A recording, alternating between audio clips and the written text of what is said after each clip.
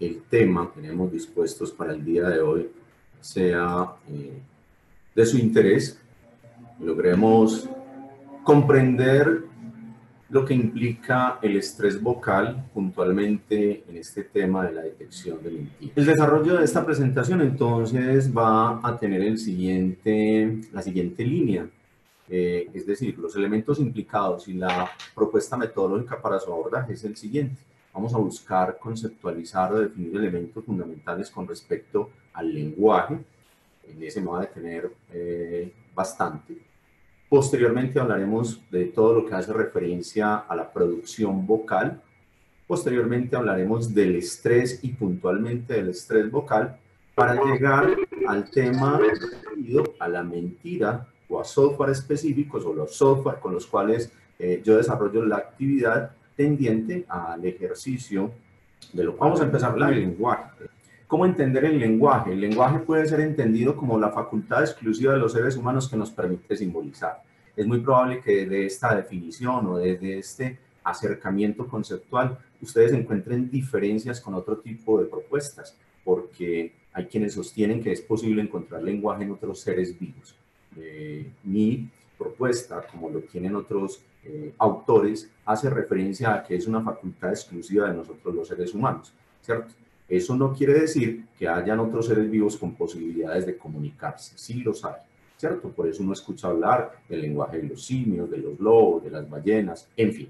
Pero es diferente cuando hablamos de la posibilidad de simbolizar, es decir, de la posibilidad de establecer signos o símbolos. Y como lo decía don Ferdinand de Saussure, el padre de la lingüística moderna, la arbitrariedad que tiene el signo, ¿cierto? Ahora, ¿cómo entender un signo? Cuando hablamos de un signo podemos pensar, como lo plantea la presentación, que es aquel que está en el lugar del objeto que representa. Y de allí viene el asunto interesante con respecto al lenguaje, para poder entender todo este tema. Cuando nosotros hablamos de un referente, estamos haciendo énfasis a que es algo que está ocupando el lugar que representa o a lo que la supuesta realidad acoge. Pero ese proceso de representación se puede dar por una relación convencional, por una relación de semejanza, que fundamentalmente lo que va a permitir es que un tercero evoque, que un tercero interprete, ¿cierto? Una de las condiciones fundamentales con respecto al tema del lenguaje es esa arbitrariedad, porque se supone que es a partir de esa arbitrariedad del signo que nosotros podemos llegar a acuerdos, que nosotros podemos interpretar de manera adecuada o hacer lo posible por interpretar de manera adecuada, por lo tanto de comprender lo que el otro plantea. Ahora, ¿qué? Una realidad que determina para alguien o para quien interpreta. ¿De qué estoy hablando? Supongamos que le damos la instrucción a una persona que dibuje un árbol. En todo signo vamos a encontrar dos elementos fundamentales, el significante y el significado. Cuando uno mira la definición acerca de significante, se encuentra con que es la imagen acústica, es decir, lo que hace referencia a ese plano fónico, a esos sonidos que me permiten a mí evocar. Entonces, cuando a mí me dan la instrucción de que dibuje un árbol, en esos fonemas A, R, O, L, me deberá generar una evocación, es decir, un significado. Ahora, ¿qué me evocará? Se supone o podríamos decir que debería ponernos a pensar en un conjunto de ramas que nacen de un tronco de madera, y este conjunto puede poseer flores y frutos. Pero si mirásemos el dibujo que tenemos aquí, muy probablemente podríamos atrevernos a pensar que quien dibujó o quien atendió la orden de que realizara el dibujo, probablemente en lo que estaba pensando es en un árbol de Navidad. Es decir, aquí entonces nos ponemos en la necesidad de resolver y de comprender lo que hace o lo que se denomina el sistema de representación sensorial. Todos estamos dotados con ellos, independientemente de cuáles sean nuestras condiciones a nivel visual, cuáles sean nuestras condiciones a nivel auditivo, cuáles sean nuestras condiciones a nivel olfativo, gustativo o propioceptivo. Nosotros todos tendremos la posibilidad de contar con este sistema de representaciones. Entonces, cuando hablamos del sistema de representación, ¿de qué estamos hablando? Que todas las representaciones del mundo son realizadas a través de la información captada por los canales sensoriales. Es decir, nosotros empezamos a captar y ese proceso de captación o ese recibir esa información lo hacemos a través de los sentidos, el oído, la vista, el olfato, el gusto, el tacto o la información propioceptiva, incluso independientemente de las condiciones particulares que cada uno de nosotros tenga con respecto a ese proceso de recepción de esa información. Pero ese sistema de representación no se queda allí, ¿cierto? ¿Qué sucede? Esa información que recibimos se transmite al cerebro. ¿Y qué pasa en el cerebro? En el cerebro se genera su análisis, su codificación, su procesamiento y su almacenaje. Pero aquí es donde se produce o quiero yo hacer el énfasis. Aquí es donde muy probablemente vamos a poder entender y empezar a hablar de la relación existente entre el lenguaje y pensamiento, lo que nos planteó de manera magistral el autor Lev Vygotsky. Entonces, ¿cómo nos damos cuenta o cómo podemos establecer el mecanismo o cómo ha funcionado el sistema de representación de una persona? Muy probablemente a través de sus relatos hechos a través del lenguaje, ¿cierto? Relatos, como vamos a ver más adelante, que pueden ser relatos de carácter verbal o relatos de carácter no verbal. Es decir, cuando nosotros escuchamos decir, cuando escuchamos en distintos contextos decir o mencionar que el lenguaje es el vehículo del pensamiento, muy probablemente entonces aquí lo vamos a entender. Es decir, la posibilidad de haber generado un sistema de representaciones queda materializado en esas opciones que tiene el lenguaje. Ahora, ese sistema de representación sensorial, ¿cierto?, nos plantea que para poder procesar sin dificultad la información que recibimos, nuestro cerebro aplica un mecanismo que consiste en dar prioridad a los estímulos recibidos por uno de los sentidos, que puede ser diferente en cada situación. Cabe notar que nosotros no tenemos la posibilidad de limitar, salvo que tengamos una alteración específica. Nosotros no podemos decir, por ejemplo, no quiero ir. Podemos de pronto plantear en algún momento no quiero ver o no quiero, pero van a haber otras opciones que no tenemos. Entonces, ¿qué sucede? Nosotros recibimos a través de nuestro sistema de representación, el cerebro se encarga de analizar, de procesar, de establecer unas categorías particulares, ¿cierto? Ahí es posible hablar de los engramas cerebrales, pero siempre va a haber una que prima con respecto a la otra. Un elemento muy importante a tener presente cuando nosotros hacemos análisis con respecto a elementos de programación neurolingüística o muy particularmente cuando tenemos presente el tema de las entrevistas. Recuerden el planteamiento básico de que al momento de entrevistar hay un entrevistador principal y uno secundario, y que ese secundario tenga la opción de estar pendiente, atento de todos aquellos elementos de carácter sinestésico. Ahora, ¿qué sucede entonces con ese proceso de representación sensorial o con el sistema de representación que nosotros tenemos?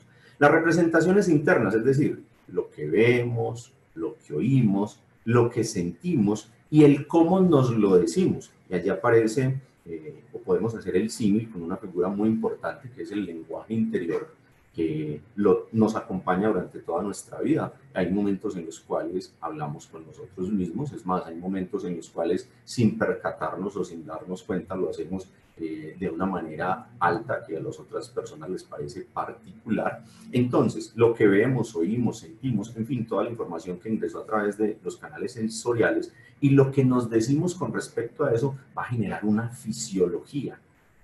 Y este es un primer elemento para la actividad de hoy que es fundamental.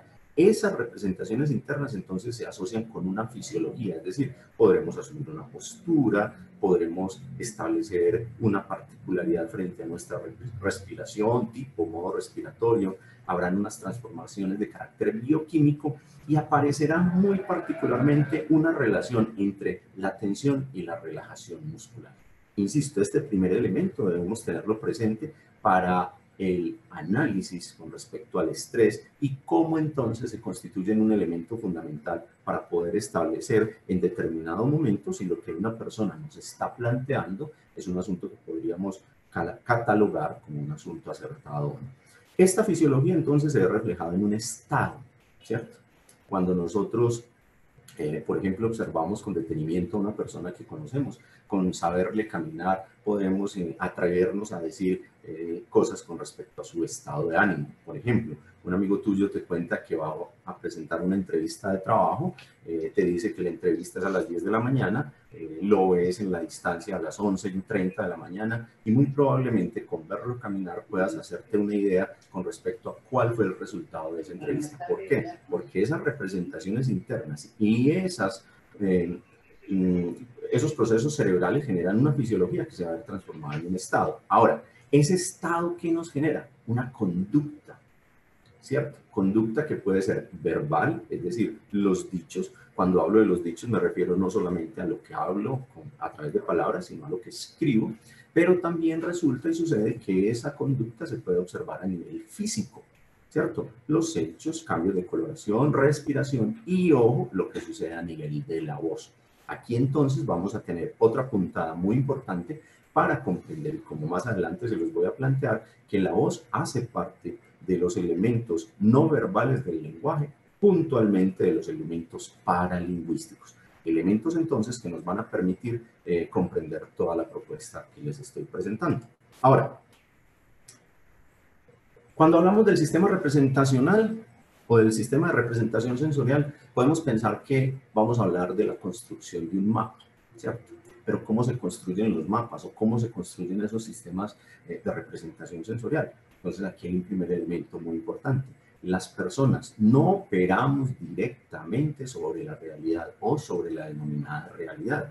Podríamos asimilar, hacer el símil pensando en el mapa, que la realidad es el territorio. Nosotros hacemos una construcción que se da a partir de las interpretaciones. Es decir, los mapas mentales se constituyen en interpretaciones que nosotros hacemos de la denominada realidad.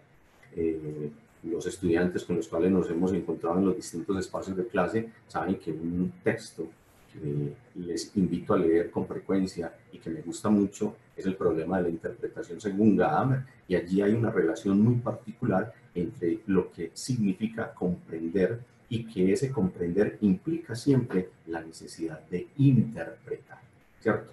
Para nosotros poder comprender algo necesitamos interpretar, y las interpretaciones siempre generarán que haya algún tipo de sesgo, es decir, que se tomen o que se formen posturas. Por eso los procesos de enseñanza y aprendizaje exigen eso. Si un proceso de enseñanza y aprendizaje no me está generando o no me está llevando que yo tome postura, muy probablemente la comprensión está limitada. Volviendo al tema del sistema de representación sensorial, nosotros no operamos directamente sobre la realidad, ¿cierto? Operamos es a partir de la construcción del mapa mental que hacemos. Pero ¿cómo construimos ese mapa mental? Entonces, continuamente nosotros elaboramos mapas mentales de la realidad. Es decir, mantenemos nuestras propias representaciones del entorno en el cual nos movemos, ¿cierto? Y de lo que nosotros mismos vivimos con respecto a ese entorno en el cual estamos. Es decir, el mundo que llamamos real es la imagen que cada uno nos formamos del universo. Y aquí entonces se constituye un elemento fundamental que tiene el lenguaje, porque el lenguaje me permite hablar de cosas que no estoy presenciando en el momento. Es decir, el lenguaje tiene esa posibilidad. Allí es, pues se constituye en uno de los elementos más fuertes en los que yo sostengo que el lenguaje es una facultad exclusiva de nosotros los seres humanos. Es decir, nosotros podemos hablar de realidades, de territorios en los cuales no estamos, y eso es posible gracias o a través del lenguaje. Pero entonces, esa construcción de ese mapa se hace a través o con la información que recibimos de los canales sensoriales, ¿cierto? Que son los que nos conectan con el mundo exterior, ¿cierto? Pero, ojo, esa construcción es una construcción que está mediada por los filtros. ¿Cuáles filtros? Por los filtros de la educación, por los filtros de la cultura a la que pertenecemos, por las experiencias que hemos vivido y por los valores y las creencias que tenemos, ¿cierto? No es lo mismo hablar del color verde con una persona que es entonadora de pinturas o con una persona que vive en el Bajo Sibundoy, ¿cierto? No existe la misma concepción con respecto al color verde o al color blanco, ¿cierto? Leía en algún momento acerca de un trabajo con esquimales que podían distinguir hasta 14 blancos diferentes, ¿cierto? ¿Eso es por qué? Porque sus experiencias, porque las culturas a las cuales pertenecen tienen o inciden en ese tipo de aspectos. Es más, se dice que construcciones como la del dolor está íntimamente relacionada con ese tipo de cosas. Entonces, es muy importante reconocer que ese sistema representacional, es decir, que esos mapas que nosotros construimos, están también afectados, condicionados por elementos tales como la educación, la cultura a la que pertenecemos, las experiencias, los valores y las creencias. Entonces, ¿cómo construimos ese mapa mental? Entonces, miremos el sujeto, ¿cierto? El sujeto a través de este aparatico, ¿cierto? Tiene la posibilidad de ver la imagen que está en la realidad, ¿cierto? Aquí van a operar una serie de procesos como la generalización, la omisión o la distorsión. Nuestra percepción siempre estará mediada por eso, por procesos de orden cerebral en los cuales o hacemos generalizaciones, hacemos omisiones, distorsionamos, ¿cierto? Ahora, ¿qué sucede? Ese proceso de percepción y todo lo que hace referencia a la construcción de esa representación cerebral va a estar mediada, va a estar afectada por un estado físico, ¿cierto? Por los procesos de pensamiento y por el estado emocional. Estos tres elementos correlacionados van a permitir que el sujeto tenga la representación del árbol, es decir, tenga su mapa, y ese es el que va él a guardar. Ahora, ¿qué sucede? Esa representación cerebral que él tiene va a generar entonces, teniendo presentes el estado emocional, los procesos de pensamiento, el estado físico, muy puntualmente a través del lenguaje, la posibilidad de generar conductas y elementos comunicativos a nivel verbal y a nivel no verbal. Estos elementos deben ser claros, estos elementos nosotros los debemos de tener muy presentes, porque generalmente cuando nosotros nos estamos aproximando a otros en una interacción comunicativa, lo estamos haciendo es a partir de nuestras representaciones. Y generalmente desconocemos o existe la tendencia a desconocer cuál es la representación del otro. Ahora, ¿cómo pretendemos nosotros que se valoren siempre los elementos que nos interesan? Pues queremos hacerlo siempre es a partir de nuestras representaciones, a partir de los elementos que para nosotros son válidos. Eso nos obligaría a pensar en cosas tales como los modelos de comunicación, muy especialmente para lo que nos interesa, el modelo de comunicación desde la perspectiva social, donde la propuesta es que se genere negociación de sentidos, y eso es posible a partir de la posibilidad de asumir una postura simétrica, cooperativa, colaborativa, ¿cierto? Es más, es un asunto que nos acercaría a la perspectiva filosófica planteada por la otra edad. Pero bueno, esta representación sensorial, esta representación interna, crea entonces en nosotros un estado interno. Ese estado interno recoge una fisiología adecuada a él, es decir, para cada representación habrá unas fisiologías puntuales, y desde ahí damos nuestra respuesta o hacemos el planteamiento hacia el exterior. ¿A través de qué? A través del lenguaje verbal y no verbal. Insisto, este recorrido lo planteo por la necesidad de insistir en que nuestro lenguaje es el elemento que nos permite reconocer o establecer cómo se están dando entonces esos procesos de interacción con la denominada realidad. Cada uno de nosotros entonces vamos configurando nuestra vida y nuestras relaciones a partir de ese mapa subjetivo. Recuerde, el mapa no es el territorio, que lo hemos construido y es el que va a dirigir nuestros comportamientos y nuestras reacciones ante los diferentes acontecimientos y experiencias de la vida. Eso es muy importante tenerlo claro, porque entonces esto es sumamente útil e importante al momento de pensar la relación existente entre el estrés vocal y la posible detección de una conducta o de una expresión que pueda ser sospechosa o incluso, si se quiere, llegar a catalogar como mentirosa, ¿cierto? Entonces, esta imagen es muy diciente, ¿cierto? Miren los dos personajes que aparecen allí, las condiciones en las cuales se encuentran y cómo uno de ellos solamente puede representar o solamente puede pensar y crear lo que está en primera instancia, en un primer plano, mientras que el otro, que incluso como la ilustración no lo quiere ver, pareciera ser que tiene una dificultad a nivel visual, mire todo el alcance que puede tener, ¿cierto? Entonces, muy importante tener esto claro para todo el ejercicio que sigue. Ahora, cuando hablamos del lenguaje, como esa facultad que nos permite simbolizar, debemos reconocer que el lenguaje hace o se puede dar a nivel verbal y a nivel no verbal. Para la presentación del día de hoy, me voy a centrar fundamentalmente en el aspecto referido al lenguaje no verbal. ¿Por qué? Porque recuerden que estamos hablando del estrés vocal en la detección de mentiras. Entonces, ¿por qué todo este recorrido? Porque resulta y sucede que cuando hablamos del lenguaje no verbal, debemos distinguir fundamentalmente tres tipos de lenguaje verbal. Es posible que otros autores planteen diferencias con respecto a esto un poco más amplias. Esta recoge la generalidad o el consenso mayor. Entonces podemos hablar de que existen elementos paralingüísticos, kinésicos y proxémicos, ¿cierto? En el elemento paralingüístico vamos a encontrar lo que nos interesa, que es la voz, ¿cierto? Entonces, la paralingüística como un elemento del lenguaje no verbal o como una de las manifestaciones del lenguaje no verbal, ¿cierto? Contiene la voz. Ojo, ¿cómo entender el paralenguaje?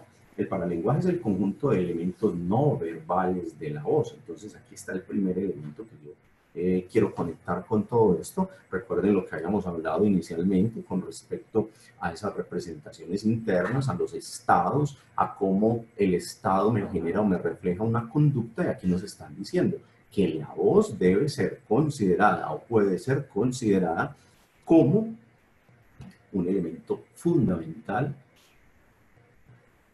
del aspecto paralingüístico del lenguaje no verbal. Para entendernos mejor, nos referimos a qué? La intensidad, el volumen, la velocidad, el ritmo, la entonación, la risa y el llanto.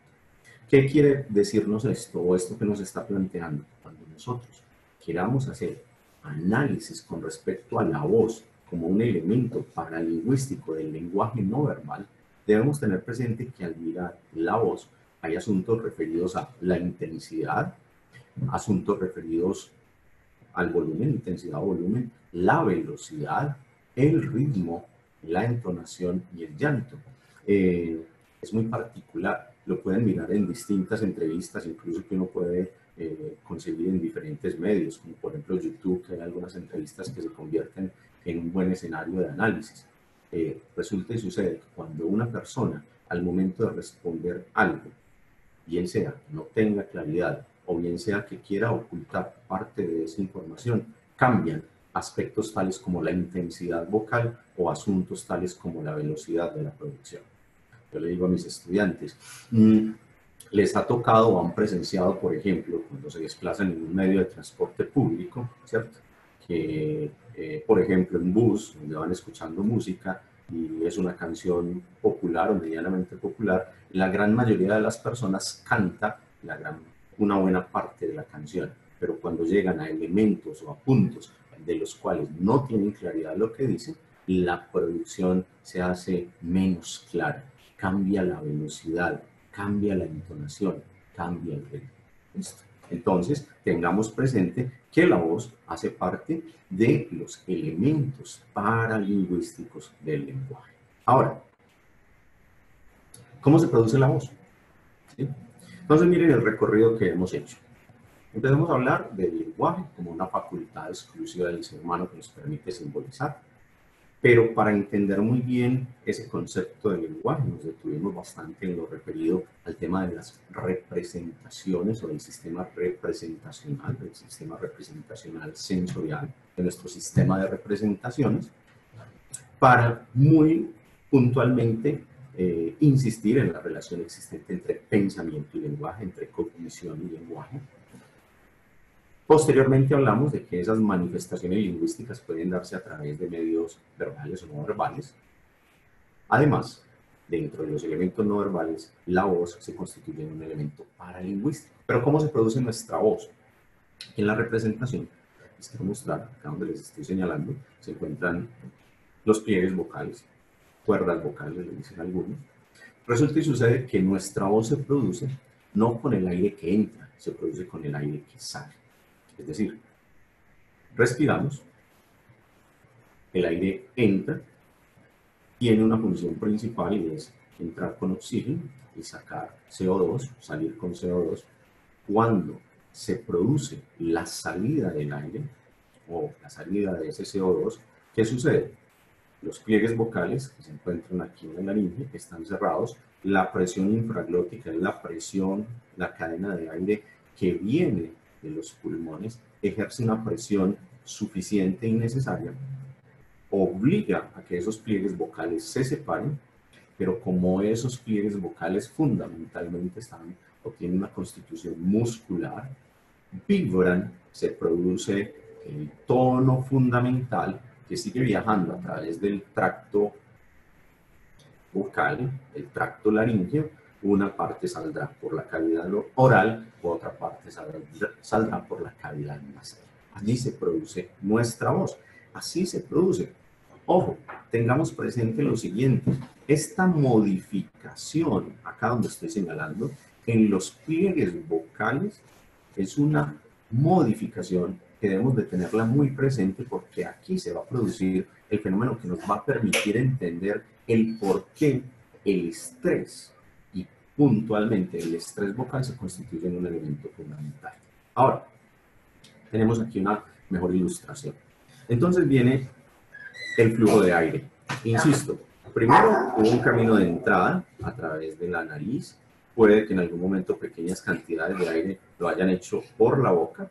Eso en el proceso respiratorio, cuando hacemos la inspiración, el aire entra, viaja hasta nuestros pulmones. Es un aire rico en oxígeno, en O2. Allí es descargado y cambiado por CO2 y en su salida ese flujo de aire ejerce presión en la glotis donde están las cuerdas vocales. Al vencer esa presión, si miran esta ilustración, aquí está abierta, es decir, está entrando el aire, aquí está cerrado, ¿cierto? Cuando la presión supraglótica, es decir, por encima de las cuerdas vocales es superior, cierra los pliegues vocales, pero cuando la presión inferior la supera, obliga a que se abra. Allí se produce una vibración y esa vibración es la que se constituye en la frecuencia fundamental o F sub 0, un elemento fundamental en todo lo que nosotros venimos haciendo. Se produce esa vibración, esa cadena de aire sigue viajando y vamos a tener la voz, ¿cierto? Es decir, el tracto vocal, todo este camino, es el que le va a dar las condiciones particulares a nuestra voz. No sé si lo sabían, muy probablemente tengan conocimiento de ello. La voz, la huella vocal, se constituye en un elemento que permite identificar los sujetos o las personas. Ustedes me dirán, no es posible porque un imitador le hace a uno creer que está hablando otra persona. Claro que sí, él le puede hacer creer a uno eso, porque sucede que la modificación la hizo en esta parte.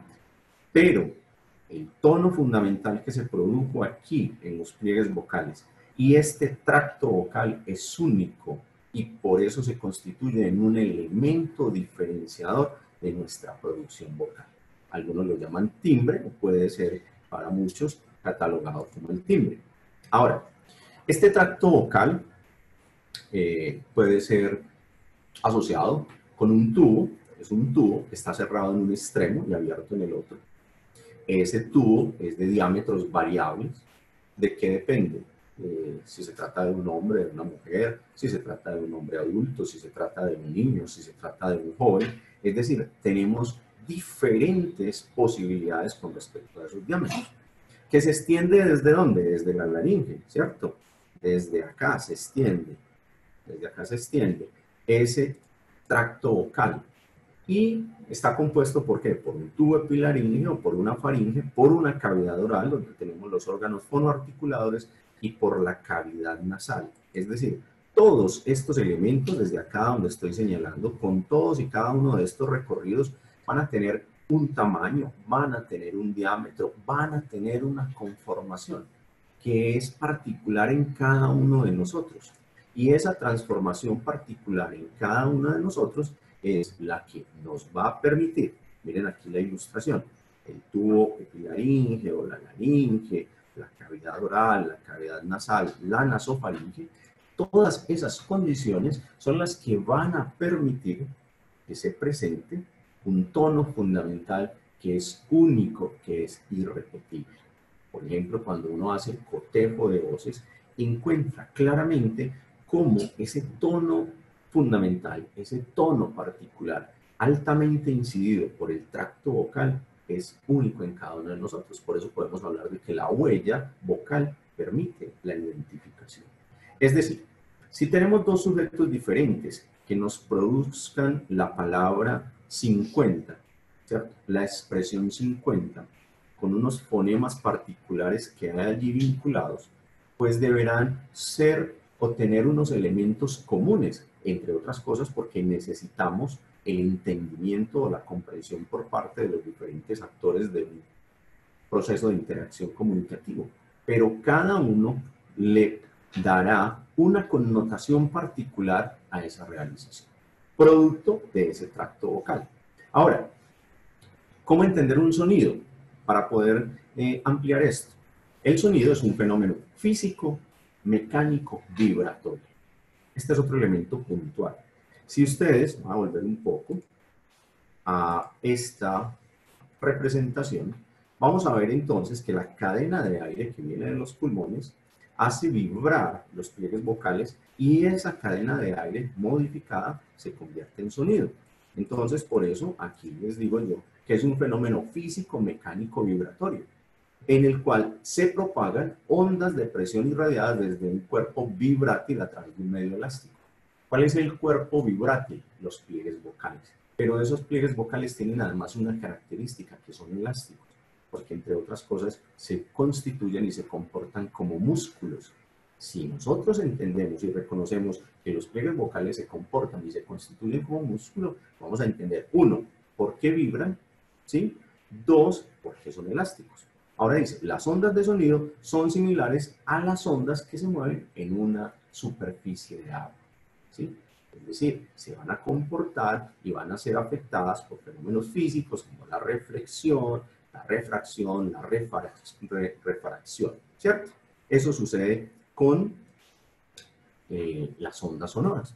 Ahora, la frecuencia fundamental y los armónicos tienen una característica puntual.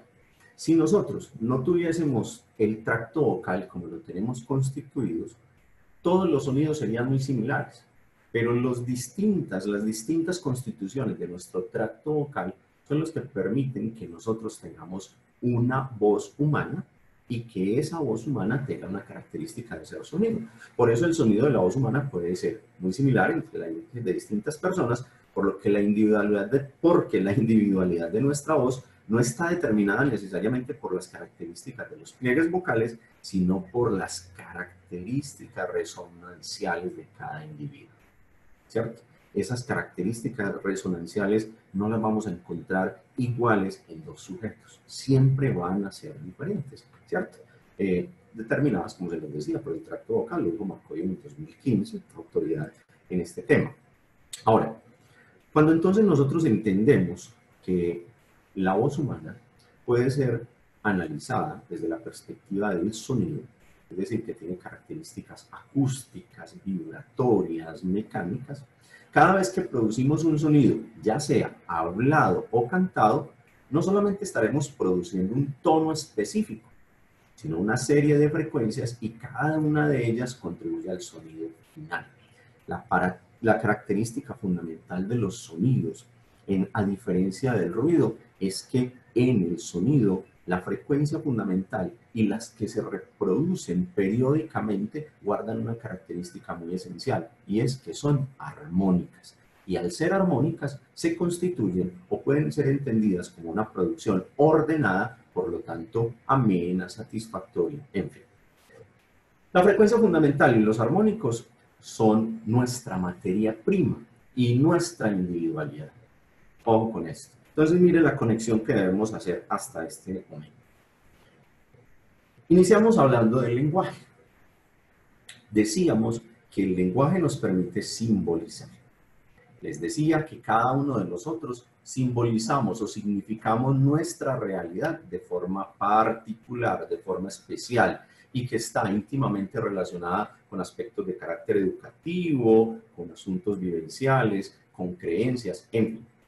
Ahora, les decía que ese lenguaje puede ser verbal y no verbal, y que dentro del lenguaje no verbal hay un elemento fundamental que es el paralingüístico, y ahí está la voz. Y aquí mire lo que nos están planteando, que nuestra individualidad y la habilidad para producir los sonidos en el habla o en el canto dependerán de la interacción entre los mecanismos armónicos del tracto vocal. Es decir, como lo vamos a ver más adelante, la voz o mi voz se constituye en mi carta de presentación. Mi voz habla de lo que efectivamente yo soy, pero tengamos presente que no solamente entonces está respondiendo a un asunto de carácter representacional, sino que está íntimamente relacionado con lo que sucede al interior de ese tracto vocal.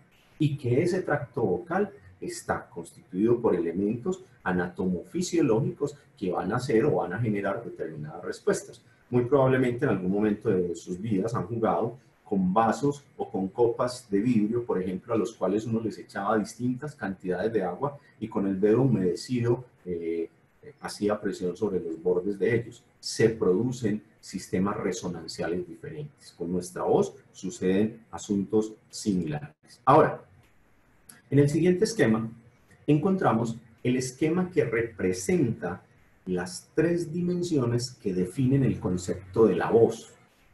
Es decir, cuando yo voy a analizar la voz, y si estoy pensando en la voz como en ese elemento, uno de esos elementos paralingüísticos del lenguaje, debemos entender la voz desde tres perspectivas. Uno, la voz como un elemento físico, acústico y perceptual. Uno. Dos, la voz como un elemento anatomofisiológico. Y tres, la voz como un elemento que cumple con una función sociocomunicativa. Aquí vamos a hablar de cada uno de ellos y podremos entender, vamos a poder entender cómo es entonces que esa voz se constituye en ese elemento fundamental para comprender lo referido a el elemento que me representa. Cuando hablamos de la dimensión acústica y perceptual, ¿a qué estamos haciendo referencia? Esta dimensión define la voz como un fenómeno auditivo perceptual, en donde se le otorga a estas ciertas características propias del sonido, como lo son tono. Cuando hablamos de tono vamos a hablar de frecuencia. Esto es muy importante al momento del estrés, ahora lo vamos a entender, del estrés vocal. La sonoridad, es decir, la intensidad de esa producción vocal, y la calidad del timbre. Lo decía la doctora Farías y Aronson Inglés en el 2009 y la doctora Farías en el 2007. ¿De qué estamos haciendo? ¿A qué estamos haciendo elemento? ¿A qué estamos haciendo referencia? Esto es perceptible, esto lo podemos escuchar, esto tenemos opciones de medirlo, tenemos posibilidades de establecerlo, ¿cierto? Por ejemplo, se dice que a 140 decibeles es posible que ya tengamos un umbral de dolor, ¿cierto? Que a 130 hablemos de un avión despegando. Estas son características auditivo-perceptuales, pero no solamente con elementos auditivos. Aquí tenemos una representación particular de una producción de voz, una representación oscilográfica. Entonces vamos a ver que tenemos concentraciones. Y ahora que les presente elementos de un dictamen, vamos a ver cómo estas manifestaciones cambian, ¿cierto? Aquí tenemos la representación de la voz humana, ¿cierto?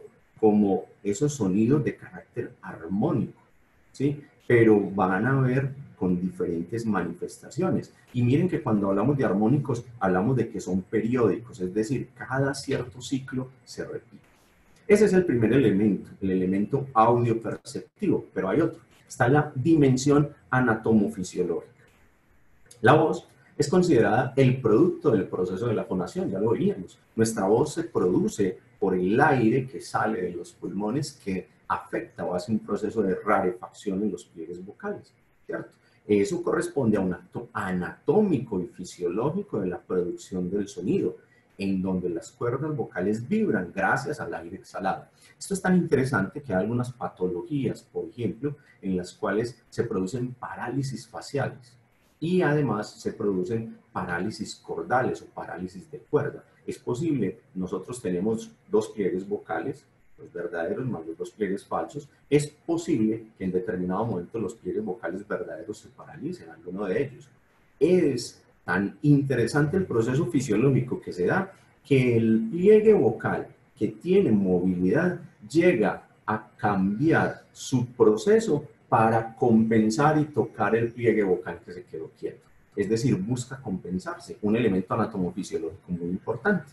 Dice Farías, la doctora Farías, que la voz es el resultado de la compleja acción de diversas estructuras. Entonces aquí vamos a ir atando más cabos para comprender el fenómeno del estrés vocal. Entonces es una compleja acción donde diversas estructuras tales como huesos, cartílagos y músculos que forman parte de los sistemas de respiración, fonación y resonancia se coordinan.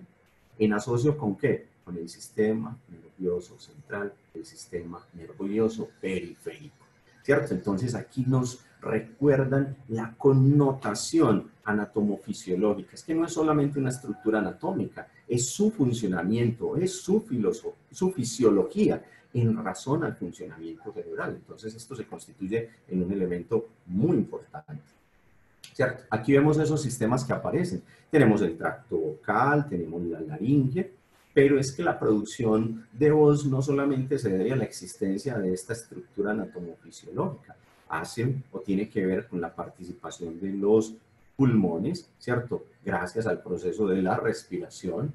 Si la materia de la producción de voz o si la materia de la producción vocal es el aire, pues necesariamente necesitamos tener un adecuado proceso de respiración. Y la resonancia generada a partir de todas y cada una de estas cavidades de resonancia, ¿cierto? Entonces aquí aparecen muy bien graficados, representados esos elementos anatomofisiológicos fundamentales. Pero nos queda el otro elemento, la dimensión sociocomunicativa. Entonces ya vimos que puede ser un asunto auditivo, perceptual, pero también es un elemento anatomofisiológico. Ahora vamos a ver que responde a una condición sociocomunicativa. ¿De qué estamos hablando? La voz corresponde a la melodía presente en nuestro discurso. Y esto creo que todos lo hemos sentido, lo hemos vivido como docentes, como profesionales de la voz, como aprendientes, como discentes, ¿cierto?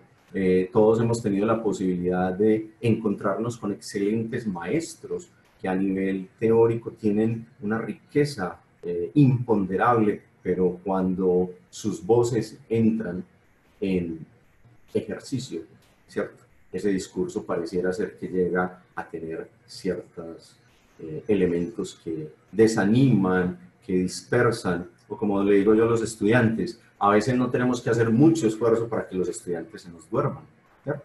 Porque es que la voz es fundamental como ese elemento melódico para el discurso. Dice, esta otorga expresión, sentimientos, intenciones y humor a nuestros pensamientos diarios, ¿cierto?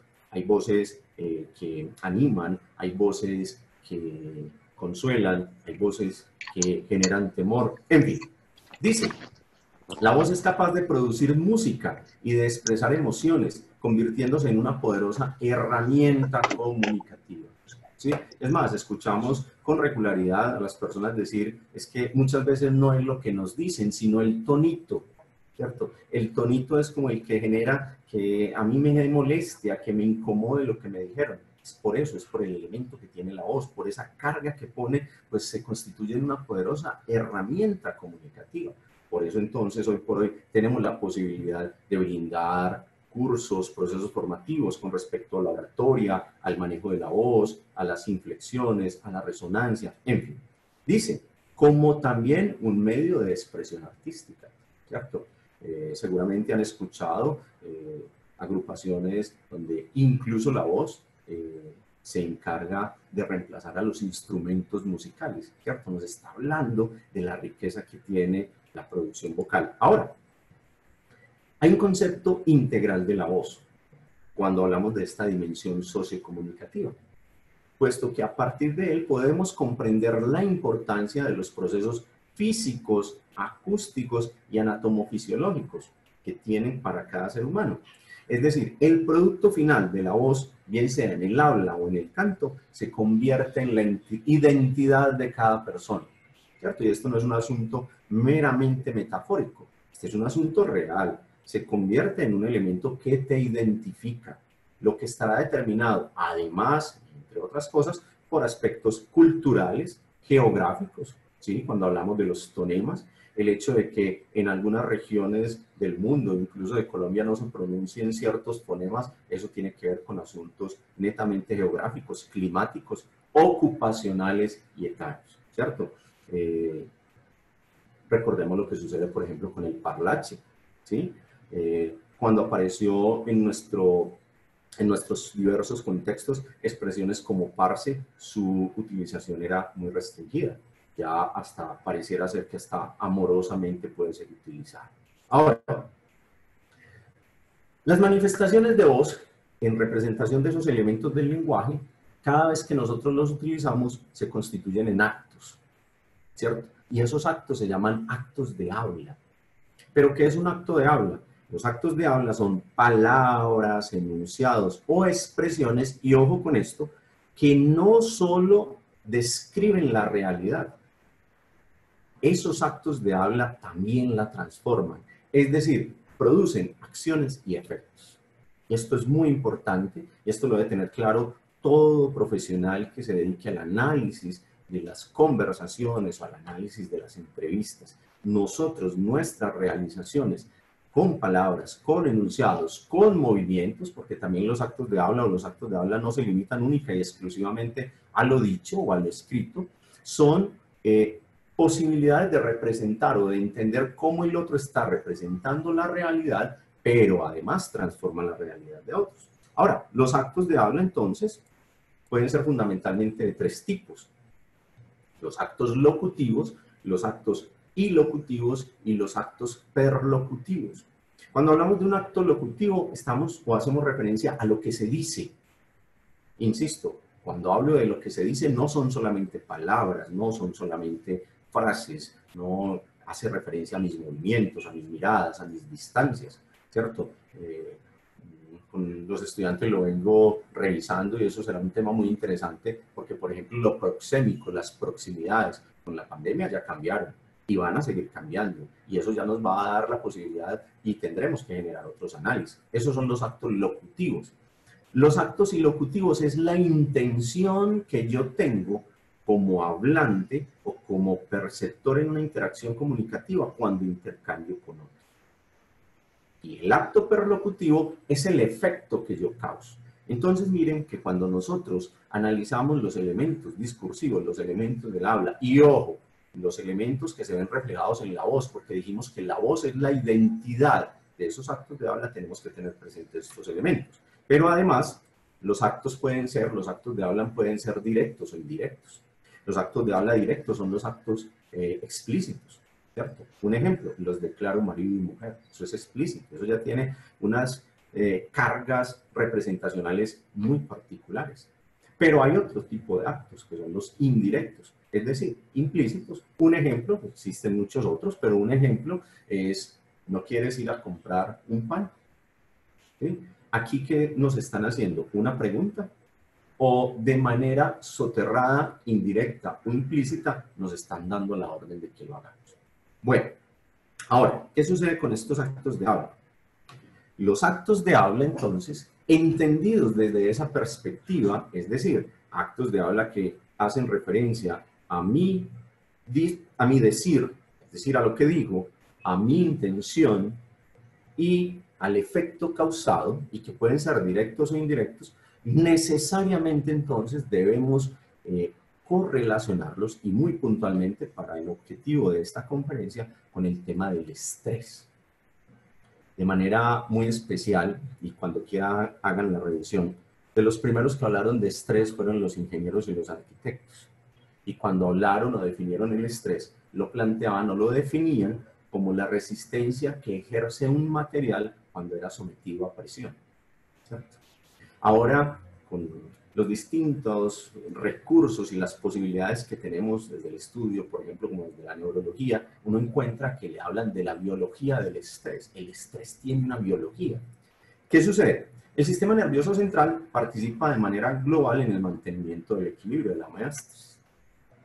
¿Qué pretende nuestro sistema nervioso central o cuál es su objetivo fundamental? Garantizar esto, la homeostasis, el equilibrio.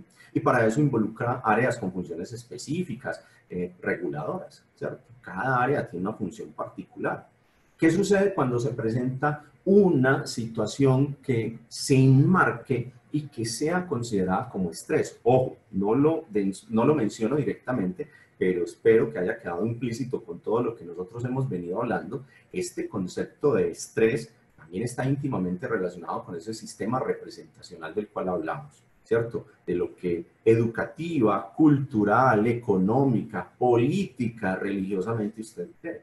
Entonces, durante esa respuesta al estrés, se activan dos tipos de circuitos diferentes en el sistema nervioso central. Y aquí está la clave de todo este análisis. Vamos a tener dos tipos diferentes de circuitos.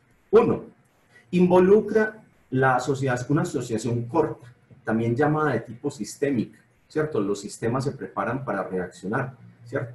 Mientras que el otro requiere una asociación larga o de procesamiento. Entonces, esos tipos de circuitos son uno corto y uno largo. El corto es sistémico y el otro tiene que ver con procesamiento, por lo tanto, con análisis, por lo tanto, con la necesidad de un sistema representacional diferente.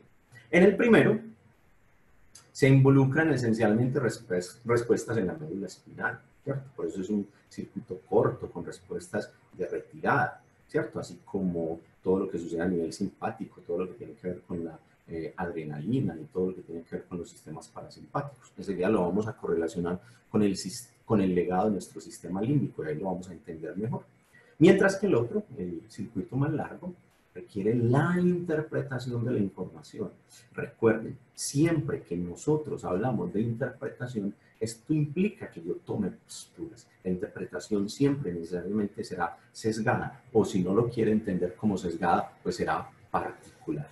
Entonces, esta interpretación, ya entonces intervienen estructuras supraespinales, ese es el circuito largo, el hipotálamo, el sistema límbico y la corteza cerebral.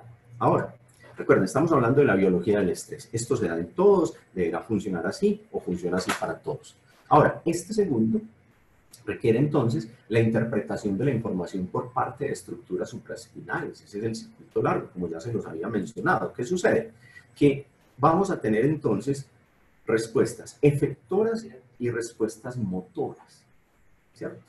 La respuesta efectora ante este evento compromete dos cosas, la parte motora y la endocrina, mientras que la motora hace referencia al efecto sobre la unidad muscular. Entonces aquí, si me van entendiendo todo lo que les vengo planteando en este recorrido, necesariamente cuando estamos ante situaciones que puedan ser consideradas o definidas como estresantes, vamos necesariamente a tener un compromiso sobre las unidades musculares, ¿cierto? ¿Por qué? Porque esto responde a un evento relacionado con la función predictora del cerebro, ¿cierto? Si hay algo, cuando quieran lean lo que es muy interesante, que permite comprender el por qué como especie hemos llegado hasta donde llegamos, ¿cierto? Aunque con la conducta de algunos sujetos en los últimos días pareciera ser que va a haber que revisarlo, hace referencia a todo lo que sucede con nuestro sistema límbico, con 3 reacciones. Ya voy para allá. Entonces dice, la segunda es el efecto sobre el eje hipotálamo, hipófisis adrenal, que por medio del hipotálamo se encarga de la respuesta neurohormonal, con incremento de producción y liberación de glucocorticoides. ¿Cierto? Si ustedes leen un poco acerca de la función de las hormonas llamadas glucocorticoides, mirarán que tienen relación con otro tipo de hormonas, como son los corticoides, que en última instancia lo que terminan afectando y que incluso, por ejemplo, hablando con un experto en la parte de entrenamiento deportivo, me decía una de las instancias que hay que intervenir en un entrenamiento es la reducción del estrés, porque cuando se reduce cuando el estrés está incrementado o se incrementa sobrepasando ciertos niveles, va a haber la posibilidad de mayor acumulación de tejido graso. Y esa acumulación de tejido graso, entonces necesariamente va a afectar o va a incidir, si no queremos hablar de afectar, todo lo que sucede con el funcionamiento muscular. Ahora, los cambios, entonces, producidos en las cuerdas vocales de un sujeto cuando habla, se relacionan con el estrés. Y es allí donde vamos a hablar de estrés vocal, ¿cierto? Todos, queridos auditorios, querido auditorio, todo este recorrido para entonces plantear o llegar aquí al punto del estrés vocal en relación a esos cambios producidos en las cuerdas vocales de un sujeto cuando habla, ¿cierto? Es decir, las vibraciones en las cuerdas vocales varían en función del estrés del sujeto. ¿Por qué varían? Recuérdenlo, si existe dentro de la voz un componente que es anatomofisiológico, es decir, nosotros no podemos controlar sobre ese funcionamiento que hace referencia a los componentes anatómicos y a su fisiología, y además está asociado con un sistema perceptual auditivo, pero además con un elemento sociocomunicativo, deberíamos entender que esas transformaciones en las representaciones internas van a llegar a afectar el asunto referido a la constitución anatomofisiológica. Por lo tanto, se va a ver afectado en el tema de la movilidad de los pliegues vocales o a la movilidad de las cuerdas vocales. Ahora, ¿de cuándo datan los analizadores de estrés vocal? Los analizadores de estrés vocal tienen una larga historia de desarrollo. Comenzó en los años 70, en 1970. Hubo diferentes individuos y compañías que compitieron queriendo desarrollar tecnologías a ese nivel, ¿cierto? El análisis del estrés vocal entonces se origina en un concepto que plantea que cuando una persona está bajo estrés, especialmente cuando el entrevistado está bajo una situación que la siente de alta peligrosidad, el cuerpo se prepara para pelear, incrementando la reacción de los músculos para brincar a la acción. Recuerdan que les hablé del legado del sistema límbico, ¿cierto? El sistema límbico para nosotros es fundamental en la posibilidad de mantenernos como especie, porque es que el sistema límbico nos ha dotado, sin que nosotros lo sepamos, y no es exclusivo de los seres humanos, y se da en todos los seres vivos, de 3 reacciones. Primero, el paralizarme. Segundo, la huida. Y tercero, la lucha. Y siempre se van a presentar en ese orden. Es probable que uno en determinado momento se haga más rápido que el otro. Puede estar o tener ciertos niveles de afectación producto del entrenamiento. Pero este sistema límbico y estas reacciones siempre se van a presentar de esa manera. Ahora, cuando uno analiza el lenguaje no verbal, entiende incluso que la lucha o la huida se pueden dar a través de manifestaciones no verbales. Y como lo plantean distintos autores, esas manifestaciones no verbales se constituyen o hacen parte del inconsciente, de lo que no podemos controlar, que se dan porque sí y que además son generalizadas en las culturas. Entonces, ¿qué sucede? Me regreso acá. Cuando una persona se siente o siente que está presionada, que está en peligro, se atemoriza, el cuerpo se prepara para pelear. Y entonces allí se genera ese estrés vocal, ¿cierto? En el año 1971, Olof Philippon, un investigador de la Universidad de College, publicó en la Gaceta Scientific American los resultados de su investigación llamada Tremores Fisiológicos. Cuando hablamos de tremor, ¿de qué estamos hablando? De temblor. Y basó toda su investigación en todo lo referido al trabajo de doctores como Martin Holland y Joseph Redfern en el Hospital Nacional de Londres. ¿Ellos qué habían analizado? Ellos habían descubierto que en la zona de la laringe, ¿cierto?, donde se encuentran los pliegues vocales, las cuerdas vocales, que está alrededor de la laringe, son alrededor de 33 músculos los que funcionan. Allí se producen unos pequeños temblores o tremores diminutos, unas oscilaciones que están asociadas con las situaciones de estrés, ¿cierto? Años después descubrieron que la mayoría de este tremor fisiológico consistía en la oscilación de un mecanismo reflejo involuntario. No se puede controlar, ¿cierto? Nos supera. Ahora, ¿cuántas veces usted en situaciones de peligro o en situaciones de temor se le ha quebrado la voz? Nos pasa a nosotros los oradores en muchos contextos. Cuando tenemos que iniciar una conferencia y el auditorio es bastante grande, se nos quiebra la voz, quiebres de tono se llaman. Entonces ellos decían que había unas variaciones entre 8 y 12 hercios, ¿cierto?, relacionadas a la tensión que controlaban los músculos estriados alrededor de las cuerdas vocales, los aritenoideos y los cricoaritenoideos específicamente. ¿Qué sucede entonces? Lippold midió los efectos de la contracción de los músculos musculares en esos microtemblores, esas oscilaciones, ¿cierto?, y las asoció, o ya se hizo el planteamiento en el campo de la detección de conductas engañosas, ¿cierto? Es decir, que cuando una persona debía hacer un esfuerzo voluntario para engañar, muy probablemente se iban a presentar en sus pliegues vocales esos microtemblores, y que esos microtemblores son medibles. Es decir, que esos microtemblores afectan las cuerdas vocales de tal manera que un examen meticuloso de las características acústicas de la voz lo podrían establecer.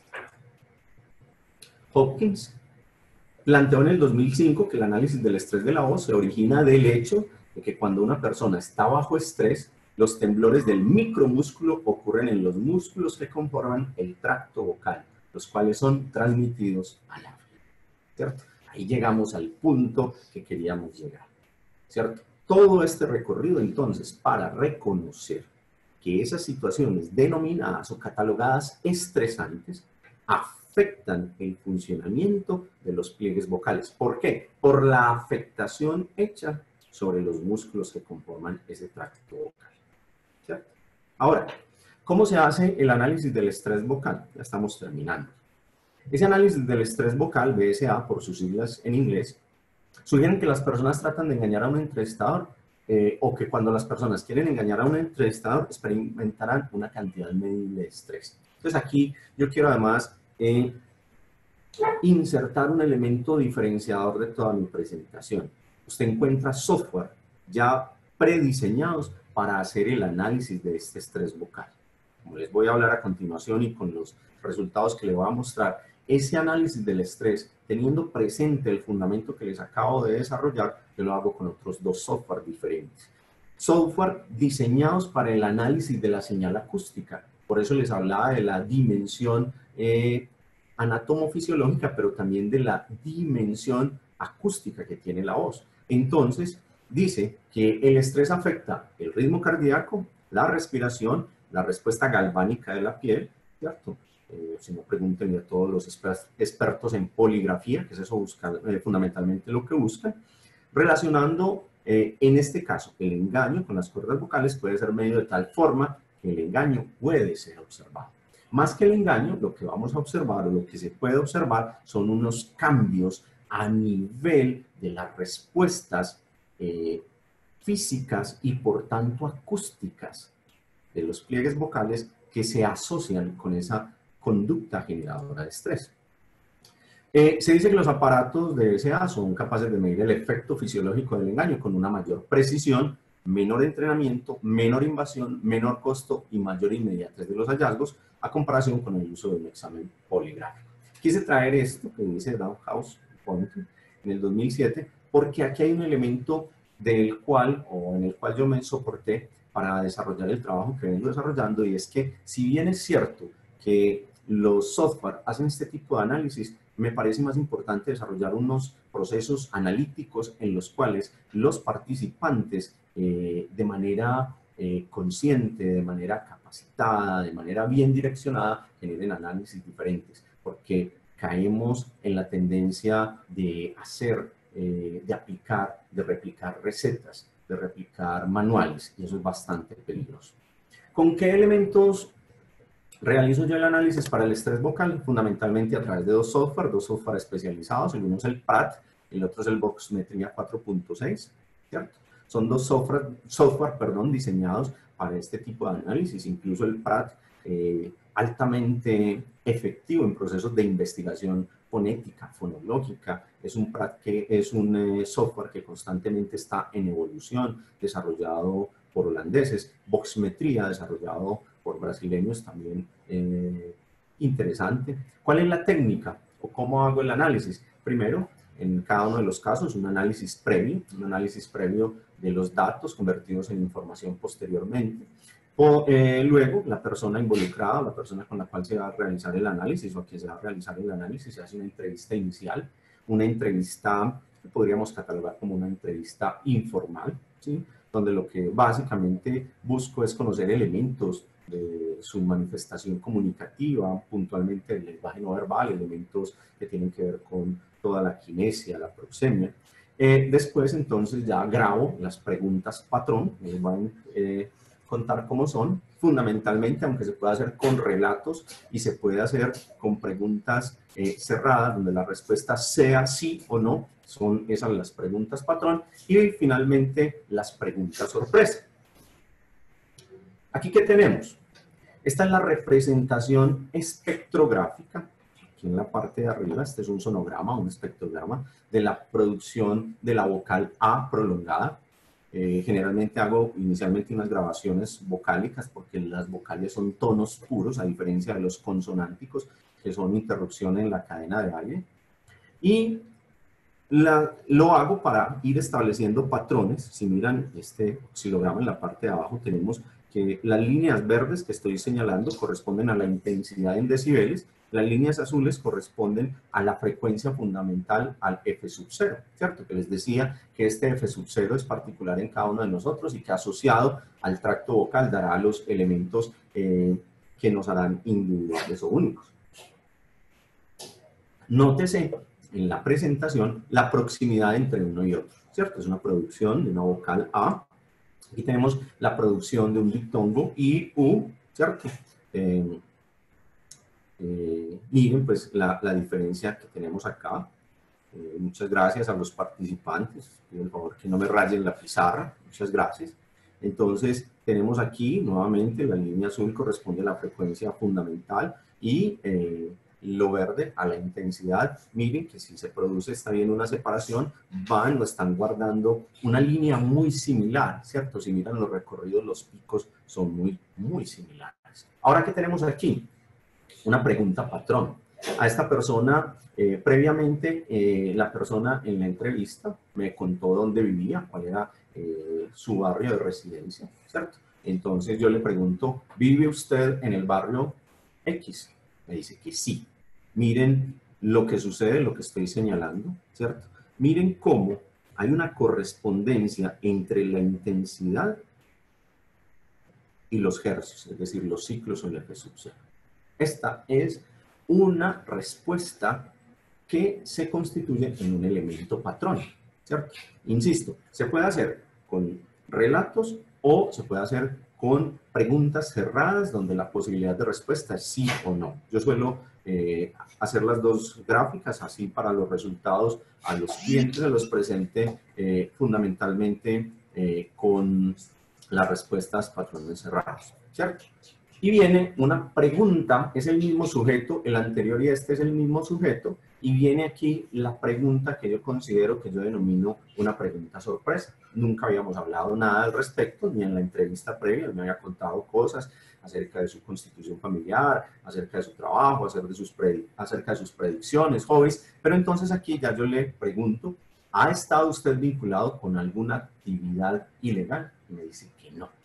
Miren lo que sucede.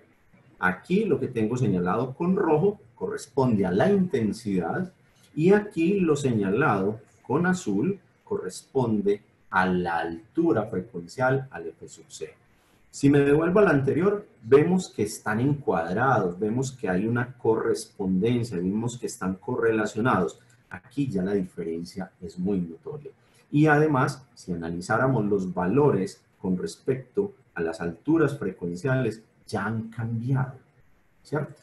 Esa es, entonces, una de las posibles formas para determinar o para establecer cómo ese estrés vocal alteró las manifestaciones propias de la realización de la voz. Es decir, se afectó la vibración del pliegue vocal, ¿cierto?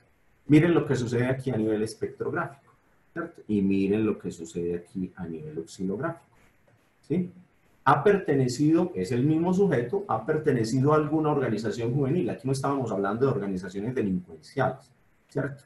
Él me había contado que en la actividad previa, que sí, que de joven había estado en grupos juveniles y cosas por el estilo, ¿cierto? Entonces mire lo que sucede. Nuevamente se produce esa no correspondencia entre la línea verde que constituye la intensidad y la línea azul que corresponde a la altura frecuencial, ¿cierto?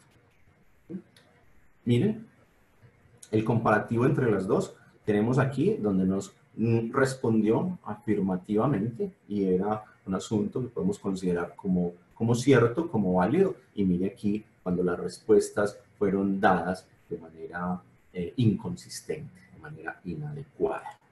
¿Sí?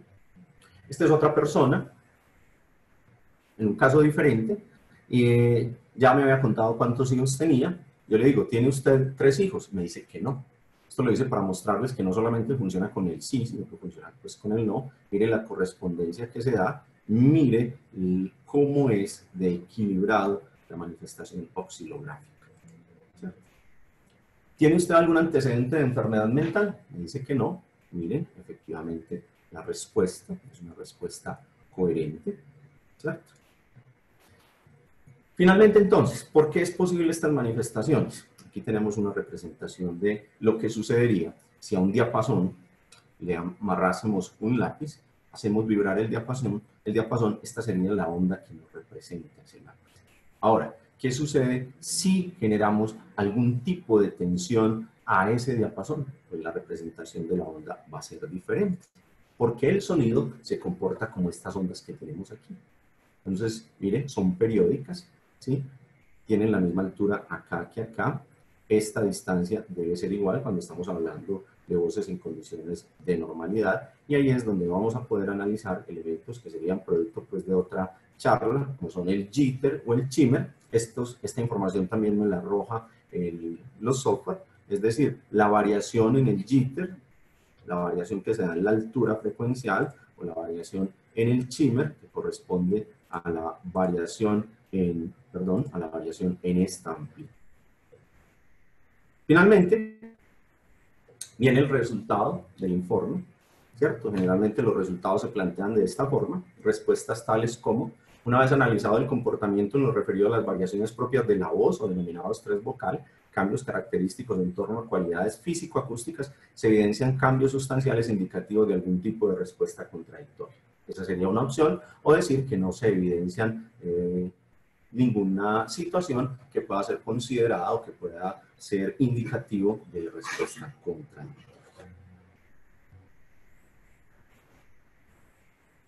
Finalmente, entonces, recuerden, nuestras creencias y nuestra actividad generan un potencial.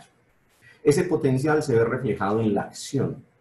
La acción tiene unos resultados, y esos resultados alimentan nuevamente las creencias y las actividades. Ese termina siendo, ya para finalizar, el elemento fundamental que nos permite comprender el tema del estrés vocal. Muchísimas gracias. Muy amables. Atento a sus inquietudes. Excelente, muchas gracias, doctor Leandro. Muchas gracias. Vamos a revisar entonces el panel de preguntas. También organizamos el chat. Muchas preguntas, un poco extensas algunas. Vamos a tratar de responderlas todas de la mejor forma. Ok, empezamos con el ID.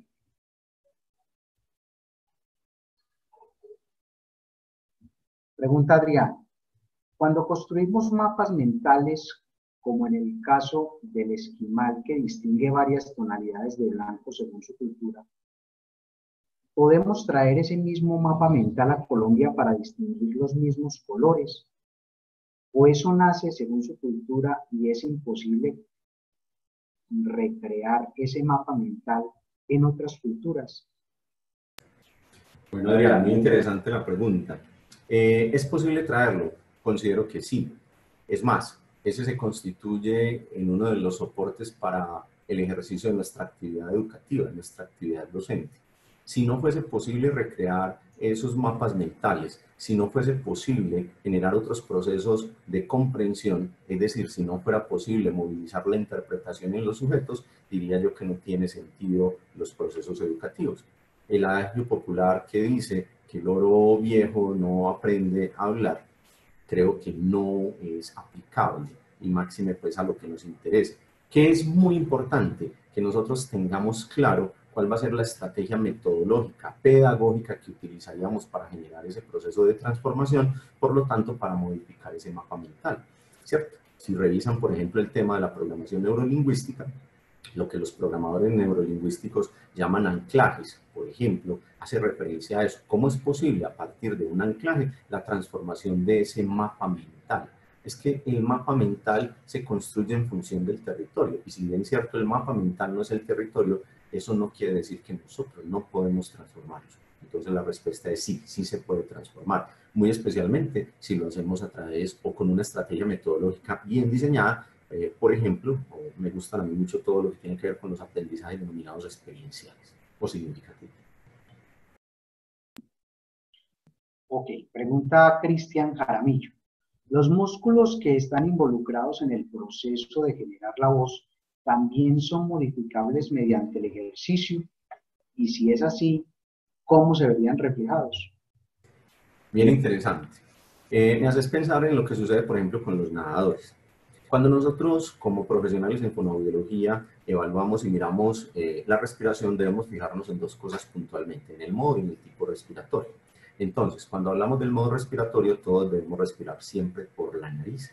Y solamente cuando hablamos, pequeñas cantidades de aire ingresan por la boca. ¿Qué sucede? ¿Por qué debe ingresar por la nariz? Porque la nariz, y va a sonar feo lo que voy a decir, en la vellosidad y en el moco que tenemos en la nariz y en la laringe, va a permitir que el aire se enfríe si está muy caliente, se caliente si está muy frío y queden partículas de polvo ahí. ¿Qué sucede? Cuando hablamos y cuando respiramos por la boca, el aire entra directamente. ¿Qué sucede con los nadadores? Los nadadores desarrollan un tipo diferente porque generalmente deben respirar por la boca y lo hacen con grandes cantidades de aire. Se produce una modificación, sí. Y de forma especial, los nadadores terminan generando una mayor capacidad respiratoria.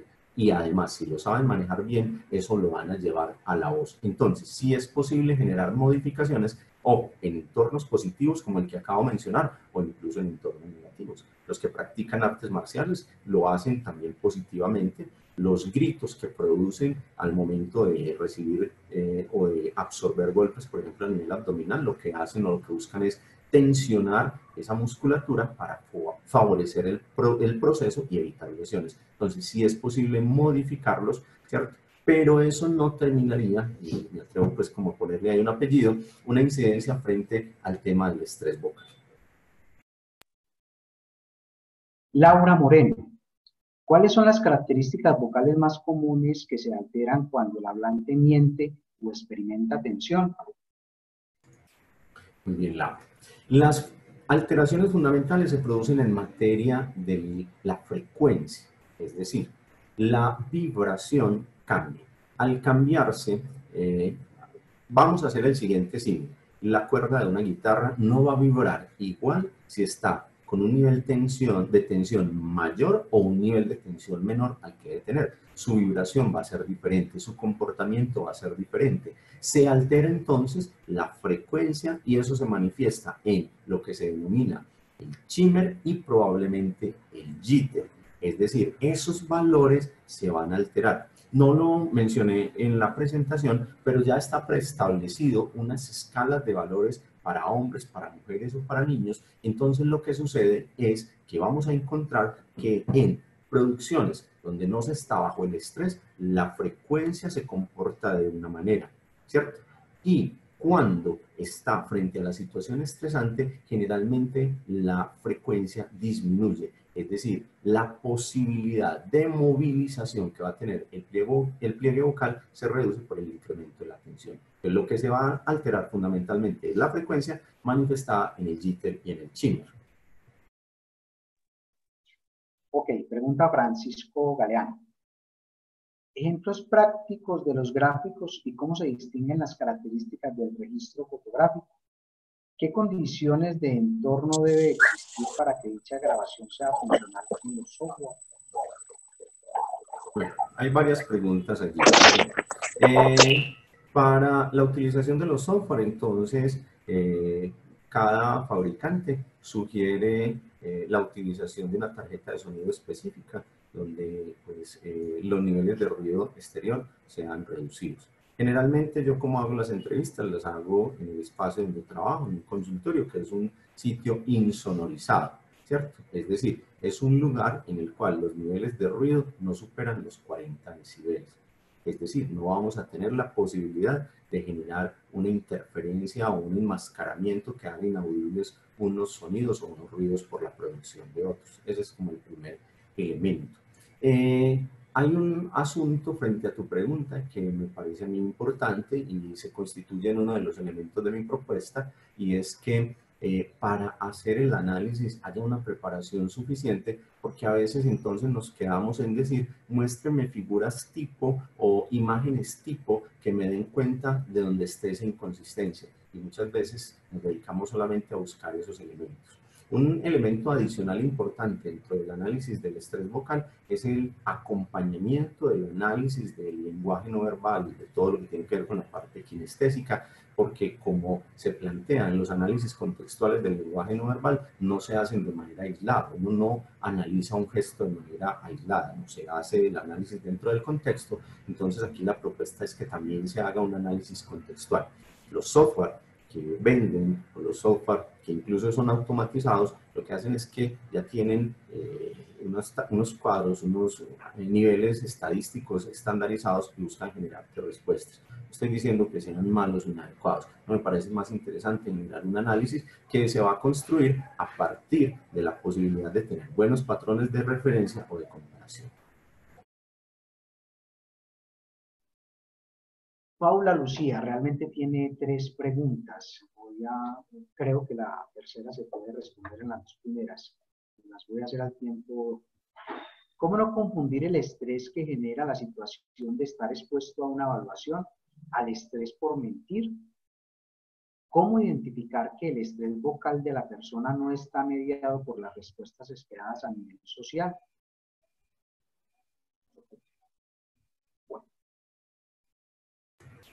Qué interesante lo que planteas. Entonces aquí hay que reconocer varios elementos. Primero, los referidos a la biología del estrés, ¿cierto? La biología del estrés es única, ¿cierto? ¿Qué sucede? Se va a presentar indiscutiblemente, innegablemente, y es más, escucha uno hablar, expertos, por ejemplo, en psicologías, que hablan de un estrés positivo. Es decir, que si no se tienen ciertos niveles de estrés, no se va a poder resolver o no se va a poder actuar en ciertas circunstancias.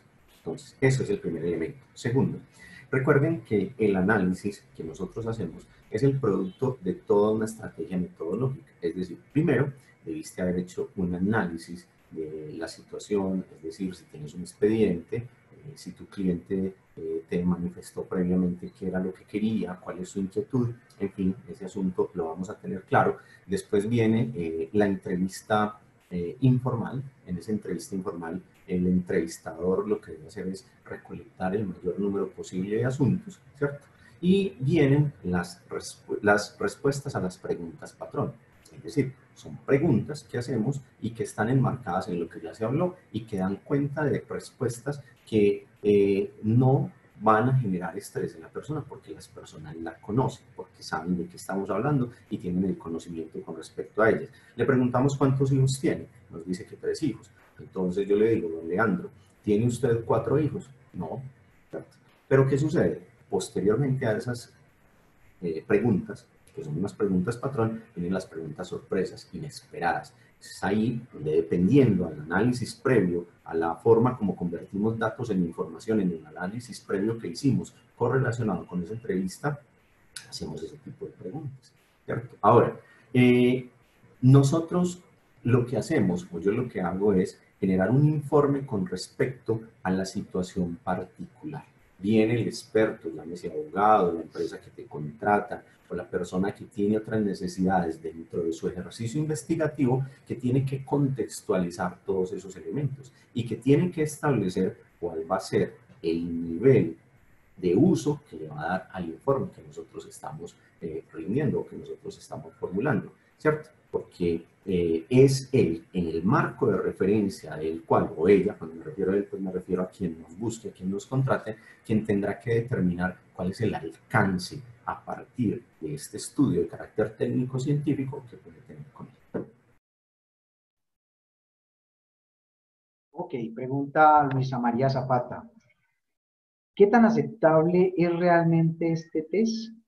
Ya que el polígrafo ha sido bastante desvirtuado por las reacciones cruzadas que se pueden generar en la persona por múltiples situaciones, además de que se pueden entrenar para vencerlo.